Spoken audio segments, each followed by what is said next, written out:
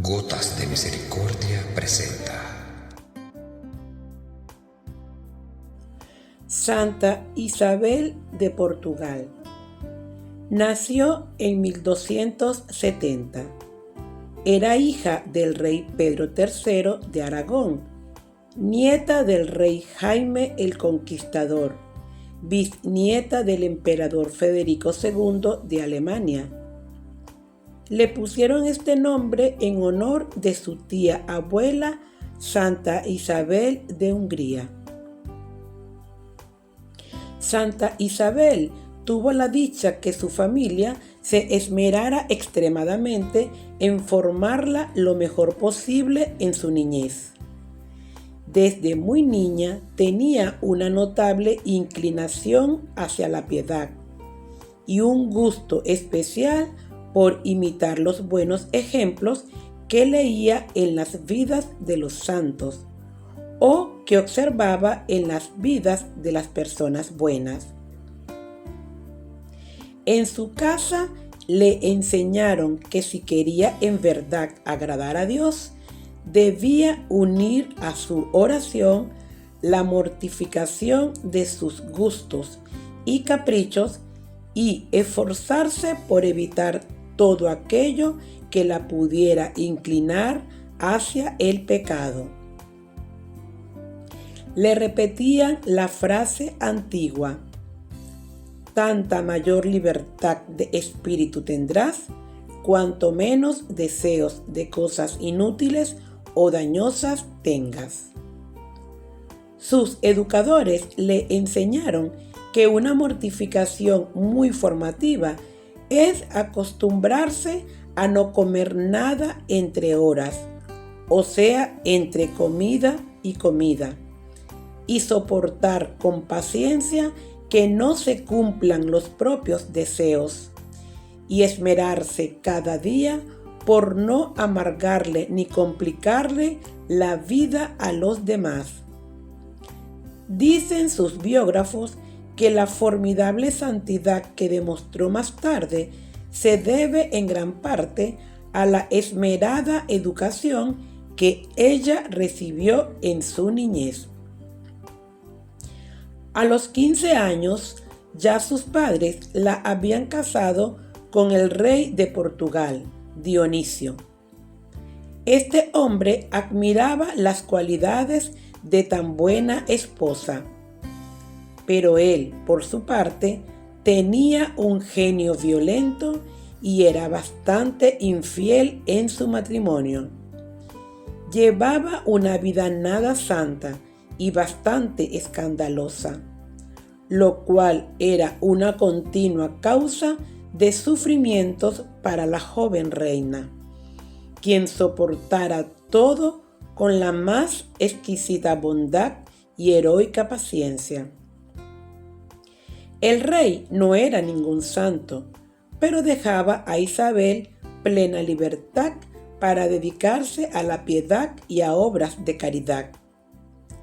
Ella se levantaba de madrugada y leía cada día 6 salmos de la Santa Biblia. Luego asistía devotamente a la Santa Misa. Enseguida se dedicaba a dirigir las labores del numeroso personal del palacio.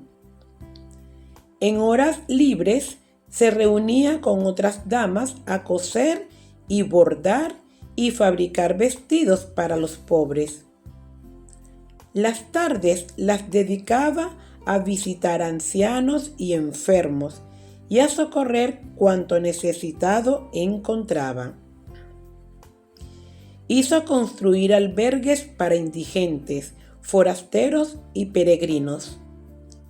En la capital fundó un hospital para pobres, un colegio gratuito para niñas, una casa para mujeres arrepentidas y un hospicio para niños abandonados. Conseguía ayudas para construir puentes en sitios peligrosos y repartía con gran generosidad toda clase de ayudas. Visitaba enfermos, conseguía médicos para los que no tenían con qué pagar la consulta. Hacía construir conventos para religiosos. A las muchachas muy pobres les costeaba lo necesario para que pudieran entrar al convento, si así lo deseaban. Tenía guardada una linda corona de oro y unos adornos muy bellos y un hermoso vestido de bodas que prestaba a las muchachas más pobres para que pudieran lucir bien hermosas el día de su matrimonio. Su marido, el rey Dionisio, era un buen gobernante, pero vicioso y escandaloso. Ella rezaba por él, ofrecía sacrificios por su conversión y se esforzaba por convencerlo con palabras bondadosas para que cambiara su conducta. Llegó hasta el extremo de educarle los hijos naturales que él tenía con otras mujeres. Tuvo 2 hijos, Alfonso, que será rey de Portugal, sucesor de su padre, y Constancia, futura reina de Castilla. Pero Alfonso dio muestras desde muy joven de poseer un carácter violento y rebelde, y en parte esta rebeldía se debía a las preferencias que su padre demostraba por sus hijos naturales.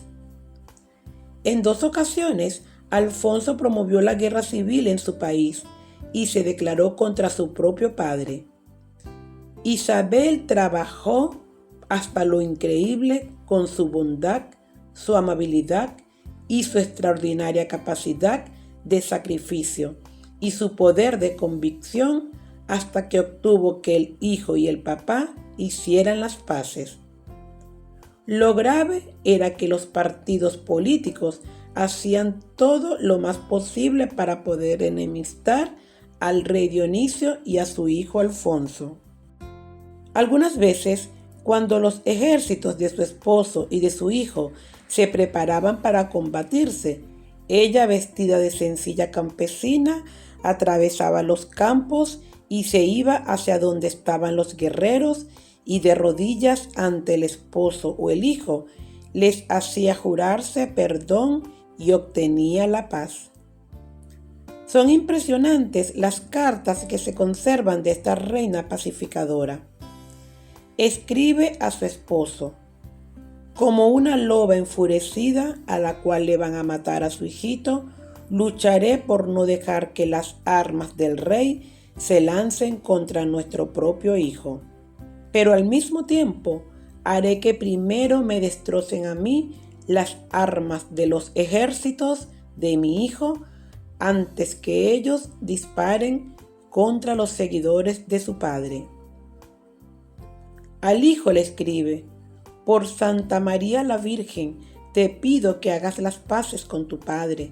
Mira que los guerreros queman casas, destruyen cultivos y destrozan todo. No con las armas, hijo, no con las armas arreglaremos los problemas, sino dialogando, consiguiendo arbitrajes para arreglar los conflictos. Yo haré que las tropas del rey se alejen y que los reclamos del hijo sean atendidos. Pero por favor, recuerda que tienes deberes gravísimos con tu padre como hijo y como súbdito con el rey. Y conseguía la paz una y otra vez. Su esposo murió muy arrepentido y entonces Isabel dedicó el resto de su vida a socorrer pobres, auxiliar enfermos, ayudar religiosos y rezar y meditar. Pero un día supo que entre su hijo Alfonso de Portugal y su nieto, el rey de Castilla, había estallado la guerra. Anciana y achacosa como estaba, emprendió un larguísimo viaje con calores horrendos y caminos peligrosos para lograr la paz entre los 2 contendores. Y este viaje fue mortal para ella. Sintió que le llegaba la muerte y se hizo llevar a un convento de hermanas clarisas. Y allí, invocando a la Virgen María, murió santamente el 4 de julio del año 1336.